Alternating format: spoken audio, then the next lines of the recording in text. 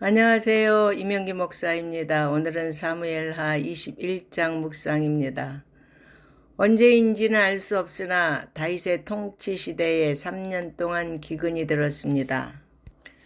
일반적인 기근이 아니라고 판단한 다윗은 그 원인이 무엇인지를 알기 위하여 하나님께 간구함으로 사울과 그의 집안이 기브온 사람들을 죽여 많은 피를 흘린 죄 때문에 3년 기근이 든 것이라고 말씀하셨습니다.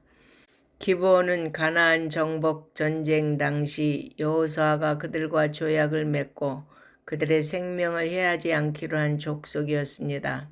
그런데 사울과 그 가문의 사람들은 하나님께 대한 그릇된 열심과 백성들을 기쁘게 한다는 명목으로 기브온 사람들을 멸절시키려는 계획을 세우고 그들을 학살하였던 것입니다. 따라서 3년 기근은 그러한 화친 조약을 위반한 것 때문에 하나님께서 내리신 심판의 결과였던 것입니다. 그런데 성경 어디에서도 사울이 기브온 족속을 살육한 사건에 대해서 언급한 것이 없습니다. 어쩌면 사울은 자신의 고향 기브아가 자신의 통치 거점으로 적합하지 않다고 생각해서 기브온을 강제 합병코자 했을 것이고 그 과정에서 기브온 사람들을 죽음에 이르게 했는지도 모릅니다.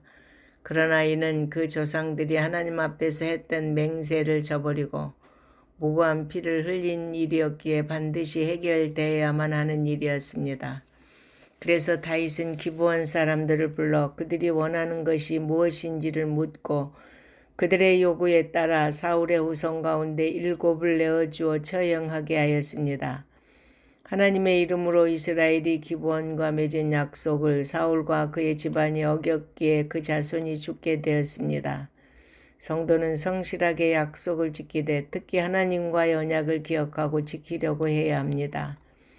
사울의 첩이었던 리스바는 기브온 사람들이 자신의 두 아들을 산 위에 목매어 달아 죽이자 두 아들의 죽음이 새들과 들짐승의 먹이가 되도록 방치된 상황에서 새들이나 들짐승이 달려들지 못하게 막았습니다. 리스바가 이처럼 두 아들의 죽음을 정성스럽게 지킨다는 소식이 다윗에게까지 전해지자 다윗은 감동되어 사울 가문에 자비를 베풀었습니다. 사울의 뼈와 요나단의 뼈를 길르앗 야베스에서 가져오게 하고 또 처형당한 자들의 뼈를 거두어 그 뼈들을 함께 사울의 아버지 기스의 묘에 장사해 주었습니다. 이 모든 것을 행한 후에 하나님이 그 땅을 위한 기도를 들어주셔서 비를 내려주셨습니다. 블레셋 사람이 다시 이스라엘을 공격하자 다윗은 부하들과 함께 전쟁을 하면서 지치고 피곤하게 되었습니다. 그런데 300세겔 되는 노창을 들고 세 칼을 찬 거인족 이스비브놉이 다윗을 죽이려고 하자 아비새가 목숨을 걸고 도와 그를 쳐 죽였습니다. 다윗의 부하들은 다윗에게 다시는 자신들과 함께 전쟁에 나가지 말라고 간청했습니다.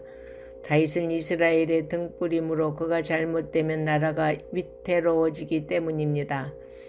다윗은 이스라엘의 희망이었습니다.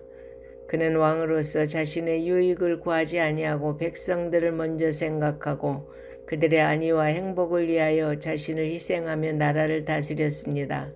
그러니 신복들이나 백성들이 다윗을 존경하지 않을 수 없었던 것입니다. 다윗으로 인하여 이스라엘은 번성할 수 있었고 모든 백성이 하나님을 바르게 섬길 수 있었습니다.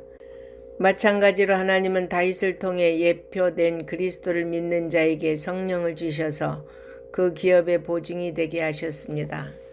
그러므로 우리가 그리스도 안에 있을 때 밝은 미래에 대한 소망을 가질 수 있습니다. 우리 성도들이 빛이신 주님을 믿고 의지하고 따를 때 우리를 빛난 영광의 미래로 인도하실 것입니다. 아멘.